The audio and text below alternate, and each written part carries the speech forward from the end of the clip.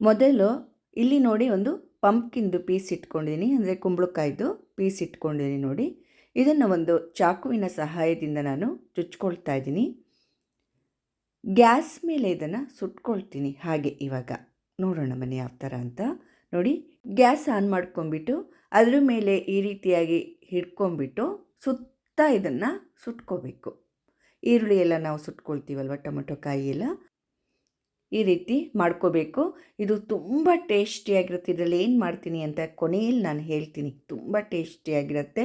ಬೇಗ ಇದು ಆಗಿಬಿಡತ್ತೆ, ಬೇಗ ಬೆಂದುಬಿಡತ್ತೆ. ಈ ರೀತಿ ಸುಡುವಾಗ ನಾವು ಸ್ವಲ್ಪ ಹೊತ್ತು ಹೀಗೆ ಇಟ್ಕೊಂಡ್ರೆ ಆಯಿತು. ಸುತ್ತ ನಾವು ಈ ರೀತಿ ತಿರುಗಿಸ್ತಾ ಇದನ್ನು ಸುಟ್ಕೋಬೇಕು.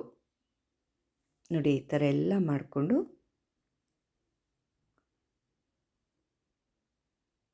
ನೋಡಿ ಹಾಗೆ ಹೋಯಿತು. ಸ್ವಲ್ಪ ಹೊತ್ತು ಈ ರೀತಿ ಇಟ್ಕೊಂಡ್ರೆ ಸಾಕು, ಬೇಗ ಆಗುತ್ತೆ. ಕುಂಬಳಕಾಯಿ ಮೆತ್ತಗಿರುತ್ತಲ್ವ, ಬೇಗ ಇದು ಆಗುತ್ತೆ.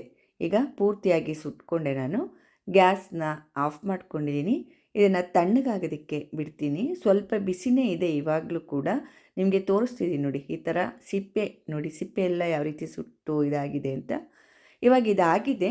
ಇದನ್ನು ಪೂರ್ತಿಯಾಗಿ ತಣ್ಣಗಾಗೋದಕ್ಕೆ ನಾನು ಬಿಡ್ತೀನಿ. ಅಲ್ಲಿಯವರೆಗೆ ಒಂದು ಬೌಲ್ ಇಟ್ಕೊಂಡಿದ್ದೀನಿ. ಅದಕ್ಕೆ 2 ಕಪ್ ಅಕ್ಕಿ ಹಾಕ್ಕೊಳ್ತಾ ಇದ್ದೀನಿ. ಬಾಸುಮತಿ ರೈಸ್ ಹಾಕ್ಕೊಳ್ತಾ ಇದ್ದೀನಿ. ಮಾಮೂಲಿ ಅಕ್ಕಿಯಲ್ಲಿ ಕೂಡ ಸೋನಾ ಮಸೂರಿಲಿ ಈ ರೀತಿ ಮಾಡ್ಬೋದು ನಾವು ಪಲಾವ್ನ.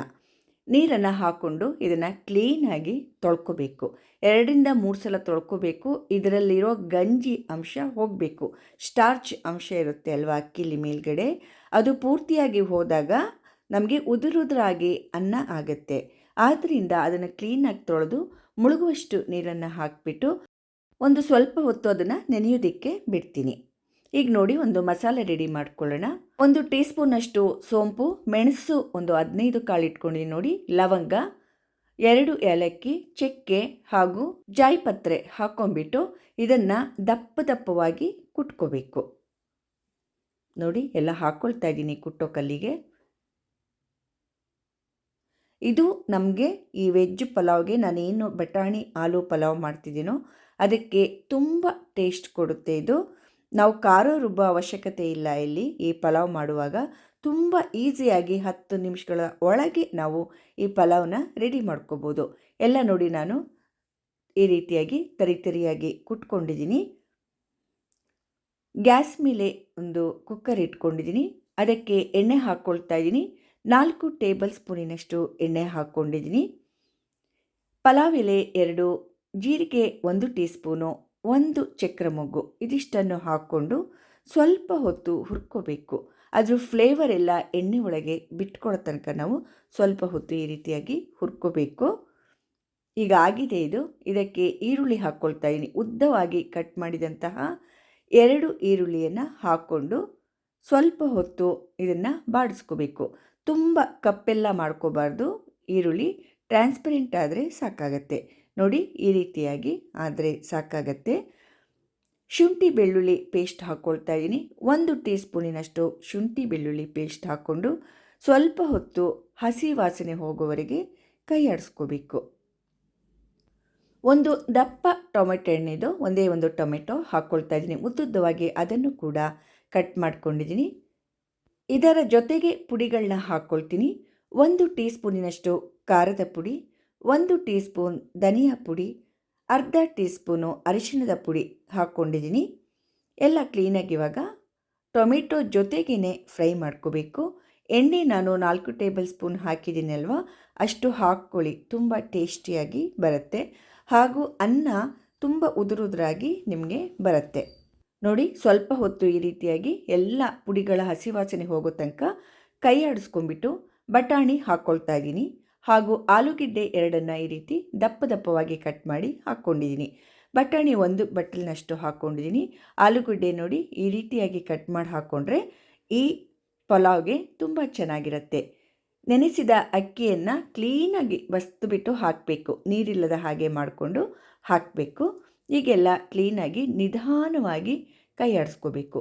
ತುಂಬ ರಫಾಗಿ ಕೈ ಆಡಿಸಿದ್ರೆ ಅಕ್ಕಿ ತುಂಡಾಗುತ್ತೆ. ಆದ್ದರಿಂದ ನಿಧಾನವಾಗಿ ಇದನ್ನು ಕೈ ಆಡಿಸ್ಕೋಬೇಕು. ಹಸಿ ಬಟಾಣಿ ಹಾಕ್ಬೋದು, ಇಲ್ಲ ಅಂದರೆ ನೆನೆಸಿದ ಬಟಾಣಿ ಕೂಡ ಹಾಕ್ಕೋಬೋದು. ಈಗ ನೋಡಿ ಎಲ್ಲ ಕ್ಲೀನಾಗಿ ಕೈ ಆಡಿಸ್ಕೊಳ್ತಾ ಇದ್ದೀನಿ. ಆಮೇಲೆ ಇದಕ್ಕೆ ಕುಟ್ಕೊಂಡಂತಹ ಪುಡಿಯನ್ನು ಹಾಕ್ಕೊಳ್ತಾ ಇದ್ದೀನಿ. ಈ ಪಲಾವಲ್ಲಿ ಈ ಪುಡಿ ತುಂಬ ಟೇಸ್ಟ್ ಕೊಡುತ್ತೆ. ಅರ್ಧ ಕಪ್ಪು ಮೊಸರು ಹಾಕ್ಕೊಳ್ತಾ ಇದ್ದೀನಿ. ಅರ್ಧ ಕಪ್ಪು ಗಟ್ಟಿ ಮೊಸರು, ತುಂಬ ಹುಳಿ ಮೊಸರು ಹಾಕ್ಕೋಬೇಡಿ, ಸಿಹಿ ಮೊಸರನ್ನೇ ಹಾಕ್ಕೊಳ್ಳಿ. ಕ್ಲೀನಾಗೆಲ್ಲ ಮಿಕ್ಸ್ ಮಾಡ್ಕೋಬೇಕು ಮೊಸರು ಹಾಕಿದ ನಂತರ. ಇದು ನಿಮಗೆ ತುಂಬ ಟೇಸ್ಟ್ ಕೊಡುತ್ತೆ. ಈ ಪುಡಿ ಹಾಗೂ ಈ ಮೊಸರು ಹಾಕ್ಕೊಳ್ತೀವಲ್ವ, ಇದು ತುಂಬ ಟೇಸ್ಟ್ ಕೊಡುತ್ತೆ ಈ ಪಲಾವ್ನಲ್ಲಿ, ಆಲೂ ಮಟರ್ ಪಲಾವ್. ಇವಾಗ ನೋಡಿ ನೀರು ಹಾಕ್ಕೋಬೇಕು. 3 ಕಪ್ ನೀರು ಹಾಕ್ಕೊಳ್ತಾ ಇದ್ದೀನಿ. ನಾನು ಬಾಸುಮತಿ ಅಕ್ಕಿ ತೊಗೊಂಡಿರೋದ್ರಿಂದ 2 ಕಪ್ ಅಕ್ಕಿಗೆ 3 ಕಪ್ ನೀರು ಹಾಕಿದ್ರೆ ಕರೆಕ್ಟ್ ಆಗುತ್ತೆ. ಸೋನಾ ಮಸೂರಿ ಆದರೆ 1ಕ್ಕೆ 2 ಮಾಮೂಲಿ ಹಾಕ್ತೀವಲ್ವ, ಆ ರೀತಿ ಹಾಕ್ಕೊಂಡ್ರೆ ಆಯಿತು. ಉಪ್ಪು ರುಚಿಗೆ ತಕ್ಕಷ್ಟು 1.5 ಟೀ ಸ್ಪೂನ್ ಉಪ್ಪು ಕರೆಕ್ಟ್ ಆಗುತ್ತೆ. ಕೊತ್ತಂಬರಿ ಸೊಪ್ಪು ಸ್ವಲ್ಪ ಹಾಕ್ಕೊಳ್ತಾ ಇದ್ದೀನಿ ನೋಡಿ. ನಿಂಬೆಹಣ್ಣಿನಲ್ಲಿ 1/4 ಭಾಗ ನಿಂಬೆಹಣ್ಣು ತೊಗೊಂಡು ಹಿಂಡ್ಕೊಳ್ತಾ ಇದ್ದೀನಿ. ಅರ್ಧ ಇಲ್ಲ, ಅದು 1/4 ಭಾಗ ನಿಂಬೆಹಣ್ಣು ತೊಗೊಂಡು ಹಿಂಡ್ಕೊಳ್ತಾ ಇದ್ದೀನಿ ನೋಡಿ. ತುಂಬ ಟೇಸ್ಟ್ ಕೊಡುತ್ತೆ ಇದು ಈ ಪಲಾವ್ಗೆ. ಈಗ ಮೇಲ್ಗಡೆ ಇನ್ನೂ 1 ಟೊಮೆಟೊನ ಕಟ್ ಮಾಡಿಬಿಟ್ಟು ಹಾಗೆ ಹಾಕ್ಕೊಳ್ತಾ ಇದ್ದೀನಿ. ಹೀಗೆ ಹಾಕೋದ್ರಿಂದ ಟೊಮೆಟೊ ಕಲರ್ ತುಂಬ ಚೆನ್ನಾಗಿರುತ್ತೆ, ಹಾಗೂ ನಮ್ಮ ಪಲಾವ್ ಕಲರ್ ಕೂಡ ತುಂಬ ಚೆನ್ನಾಗಿರುತ್ತೆ, ನೋಡೋದಕ್ಕೆ ತುಂಬ ಚೆನ್ನಾಗಿ ಕಾಣುತ್ತೆ. ಆದ್ದರಿಂದ ಇವಾಗ ಟೊಮೆಟೊ ಹಾಕಿರೋದು ಎಲ್ಲ ಕ್ಲೀನಾಗಿ ಕೈ ಆಡಿಸ್ಕೋಬೇಕು ಈ ರೀತಿಯಾಗಿ. ಒಂದು ಕುದಿ ಬಂದ ನಂತರ ಲಿಡ್ನ ಕ್ಲೋಸ್ ಮಾಡಿಬಿಟ್ಟು ವೆಯ್ಟ್ ಹಾಕಿ 2 ವಿಸಲ್ ಆದರೆ ಸಾಕಾಗತ್ತೆ. ಈಗ 2 ವಿಸಲ್ ಆಗಿದೆ. ಗ್ಯಾಸೆಲ್ಲ ರಿಲೀಸ್ ಆದಮೇಲೆ ಮುಚ್ಚಳ ತೆಗೆದಿದ್ದೀನಿ. ನೋಡಿ ಎಷ್ಟು ಚೆನ್ನಾಗಾಗಿದೆ ಅಂತ. ಪಲಾವ್ ತುಂಬ ಚೆನ್ನಾಗಾಗಿದೆ. ಬಟಾಣಿ ಆಲೂ ಪಲಾವ್ ಸಖತ್ತಾಗಿದೆ ನೋಡಿ. ಈಗ ಇದನ್ನು ಕೈ ಆಡಿಸ್ತೀನಿ ಈ ರೀತಿಯಾಗಿ ನೋಡಿ. ಸ್ವಲ್ಪ ಹೀಗೆ ಇದು ಮಾಡೋದು ನೋಡಿ, ಎಷ್ಟು ಚೆನ್ನಾಗಿ ಬಾಸುಮತಿ ಅನ್ನ ಉದ್ದುದ್ದವಾಗಿ ಎಷ್ಟು ಚೆನ್ನಾಗಿ ಆಗಿದೆ ಅಂದರೆ ಇದು ತುಂಬ ಚೆನ್ನಾಗಾಗಿದೆ.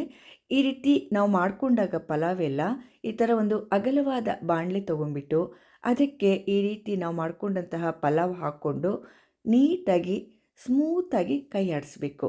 ಆವಾಗ ಕೆಳಗಿನ ಅನ್ನ ಮೆತ್ತಗಾಗೋದಿಲ್ಲ. ಇದೊಂದು ಟಿಪ್ಸು ನಿಮಗೆ.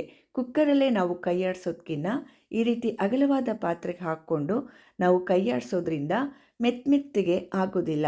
ನಮಗೆ ಅನ್ನ ಯಾವ ರೀತಿ ಬೇಕೋ, ಈ ಬಾಸುಮತಿ ಅಕ್ಕಿ ಎಲ್ಲ ನಮಗೆ ಉದ್ದುದ್ದವಾಗಿ ಹಾಗೆ ಬೇಕಲ್ವ, ಹಾಗೆ ತುಂಬ ಚೆನ್ನಾಗಿ ಕಾಣುತ್ತೆ ನೋಡೋದಕ್ಕೆ. ಟೇಸ್ಟ್ ಕೂಡ ಮೆತ್ತಗಾಗಲ್ಲ ಅಲ್ವಾ, ತುಂಬ ಟೇಸ್ಟಿಯಾಗಿ ಕೂಡ ಇರುತ್ತೆ ನೋಡಿ. ಎಷ್ಟು ಸುಂದರವಾಗಿ ಆಗಿದೆ ನಮ್ಮ ಆಲೂ ಬಟಾಣಿ ಪಲಾವ್. ಟೇಸ್ಟ್ ಅಂತೂ ಬಿಡಿ ಹೇಳೋಕ್ಕಾಗಲ್ಲ, ಅಷ್ಟೊಂದು ರುಚಿಯಾಗಿರುತ್ತೆ. ಈಗ ನಾನು ಕುಂಬಳಕಾಯಿನ ಸುಟ್ಕೊಂಡೆ ಅಲ್ವಾ, ಏನಕ್ಕೆ ಇದು ನೋಡೋಣ. ಅದನ್ನು ಕ್ಲೀನಾಗಿ ತೊಳ್ಕೊಂಬಂದಿದ್ದೀನಿ ನಾನು. ಆ ಕಪ್ಪು ಭಾಗ ಎಲ್ಲ ಸ್ವಲ್ಪ ಇದು ಮಾಡಿಬಿಟ್ಟು ಸ್ಪೂನ್ ಸಹಾಯದಿಂದ ಕ್ಲೀನಾಗಿ ತೊಳ್ಕೊಂಬಂದು ನಾನು ತುರ್ಕೊಳ್ತಾ ಇದ್ದೀನಿ ನೋಡಿ. ಈ ಥರ ಕ್ಲೀನಾಗಿ ತುರ್ಕೋಬೇಕು, ಎಲ್ಲ ಸ್ಮೂತಾಗಿ ಸುಲಭವಾಗಿ ತುರಿದು ಬಿಡ್ಬೋದು. ಈಗ ತುರಿದಾಗಿದೆ ನೋಡಿ. ಒಂದು ಬಟ್ಲಿಗೆ ಇದನ್ನು ಹಾಕ್ಕೊಳ್ತಾ ಇದ್ದೀನಿ. ಈರುಳ್ಳಿ 1 ಸಣ್ಣಗೆ ಕಟ್ ಮಾಡಿದ ಈರುಳ್ಳಿ, 1 ಟೊಮೆಟೊ ಸಣ್ಣಗೆ ಕಟ್ ಮಾಡಿದ್ದು, ಸ್ವಲ್ಪ ಕೊತ್ತಂಬರಿ ಹಾಗೂ 1.5 ಕಪ್ನಷ್ಟು ಮೊಸರು. ಏನು ಅಂತ ಗೊತ್ತಾಯ್ತಲ್ವ ನಾನು ಏನು ಮಾಡ್ತಾಯಿದ್ದೀನಿ ಅಂತ. ಮೊಸರು ಬಜ್ಜಿ, ಕುಂಬಳಕಾಯಿಂದ ನಾನು ಮೊಸರು ಬಜ್ಜಿ ಮಾಡಿದ್ದೀನಿ ಇವತ್ತು ನೋಡಿ. ಉಪ್ಪು ರುಚಿಗೆ ತಕ್ಕಷ್ಟು ಉಪ್ಪನ್ನು ಹಾಕ್ಕೊಂಡು ಕ್ಲೀನಾಗಿ ಮಿಕ್ಸ್ ಮಾಡ್ಕೋಬೇಕು. ಎಷ್ಟು ರುಚಿ ಕೊಡುತ್ತೆ ಅಂದರೆ ಈ ಮೊಸರು ಬಜ್ಜಿ, ನಿಜಕ್ಕೂ ಈ ಥರ ನೀವು ಪಲಾವ್ ಮಾಡಿಬಿಟ್ಟು ಈ ಥರ ಮೊಸರು ಬಜ್ಜಿ ಮಾಡಿದ್ರೆ ಹಬ್ಬ. ಈಗ ನೋಡಿ 1 ಟೀ ಸ್ಪೂನ್ನಷ್ಟು ಎಣ್ಣೆ ಕಾಯಿಸ್ಕೊಂಡಿದ್ದೆ ನಾನು ಗ್ಯಾಸ್ ಮೇಲೆ. ಅದಕ್ಕೆ ಅರ್ಧ ಟೀ ಸ್ಪೂನಿನಷ್ಟು, ಅರ್ಧಕ್ಕಿಂತ ಕಡಿಮೆ 1/4 ಟೀ ಸ್ಪೂನ್ನಷ್ಟು ಜೀರಿಗೆ ಹಾಕಿಬಿಟ್ಟು ಅದು ಸಿಡಿದ ನಂತರ ನಾನು ಈ ಮೊಸರು ಬಜ್ಜಿಗೆ ಹಾಕಿದ್ದೀನಿ. ಎಲ್ಲ ಕ್ಲೀನಾಗಿ ಮಿಕ್ಸ್ ಮಾಡ್ಕೊಳ್ತಾ ಇದ್ದೀನಿ. ಖಂಡಿತ ಈ ರೀತಿ ಮಾಡಿ ನೀವು ಟೇಸ್ಟ್ ನೋಡಿ, ನನಗೆ ಖಂಡಿತ ಕಮೆಂಟ್ ಮಾಡಬೇಕು ನೀವು ಆಮೇಲೆ. ಈಗ ನೋಡಿ ನಾನು ಆಲೂ ಹಾಗೂ ಬಟಾಣಿ ಪಲಾವ್ನ ಹಾಕ್ಕೊಳ್ತಾ ಇದ್ದೀನಿ ನೋಡಿ. ನೋಡಿ ಹಾಕ್ಕೊಳ್ಳುವಾಗೆ ಎಷ್ಟು ಸುಂದರವಾಗಿದೆ. ತಿನ್ನೋದಕ್ಕಂತೂ ಬಿಡಿ, ಅದು ನಮ್ಮನ್ನು ನಾವೇ ಮರೆಯುವಷ್ಟು ರುಚಿ ಇದೆಲ್ಲ. ಈಗ ಈ ಮೊಸರು ಬಜ್ಜಿ ಜೊತೆ ನಿಜಕ್ಕೂ ಅಲ್ಟಿಮೇಟ್ ಆಗಿರುತ್ತೆ. ನಿಮಗೆಲ್ಲ ಖಂಡಿತ ಇಷ್ಟ ಆಗಿದೆ ಅಂದ್ಕೊಂಡಿದ್ದೀನಿ. ಖಂಡಿತ ಟ್ರೈ ಮಾಡಿ, ಎಲ್ಲ ಟ್ರೈ ಮಾಡಿಬಿಟ್ಟು ನನಗೆ ಕಮೆಂಟ್ಸ್ ಮೂಲಕ ತಿಳಿಸಿ ನೋಡಿ. ಮೊಸರು ಬಜ್ಜಿಯೊಂದಿಗೆ ನಾನು ತಿಂತಾ ಇದ್ದೀನಿ, ಏನು ಚೆನ್ನಾಗಿದೆ ಗೊತ್ತಾ, ತುಂಬ ಟೇಸ್ಟಿಯಾಗಿರುತ್ತೆ. ನಿಮಗೆಲ್ಲ ಈ ಆಲೂ ಹಾಗೂ ಬಟಾಣಿ ಪಲಾವ್ ತುಂಬ ಇಷ್ಟ ಆಗಿದೆ ಅಂದ್ಕೊಂಡಿದ್ದೀನಿ. ಮೊಸರು ಬಜ್ಜಿ ಅಂತೂ ಖಂಡಿತ ಇಷ್ಟ ಆಗಿರುತ್ತೆ ಎಲ್ಲರಿಗೂ. ಖಂಡಿತವಾಗಿ ನನ್ನ ಚಾನೆಲ್ಗೆ ಸಬ್ಸ್ಕ್ರೈಬ್ ಆಗೋದನ್ನು ಯಾರು ಮರೆಯಬೇಡಿ. ಲೈಕ್ ಮಾಡಿ, ಶೇರ್ ಮಾಡಿ ಹಾಗೂ ಕಮೆಂಟ್ಸ್ ಮೂಲಕ ತಿಳಿಸಿ ಅಂತ ಹೇಳ್ತಾ ಎಲ್ಲರಿಗೂ ನನ್ನ ಧನ್ಯವಾದಗಳು. ಮುಂದಿನ ರೆಸಿಪಿಯೊಂದಿಗೆ ಮತ್ತೆ ಸಿಗ್ತೇನೆ. ನಮಸ್ಕಾರ.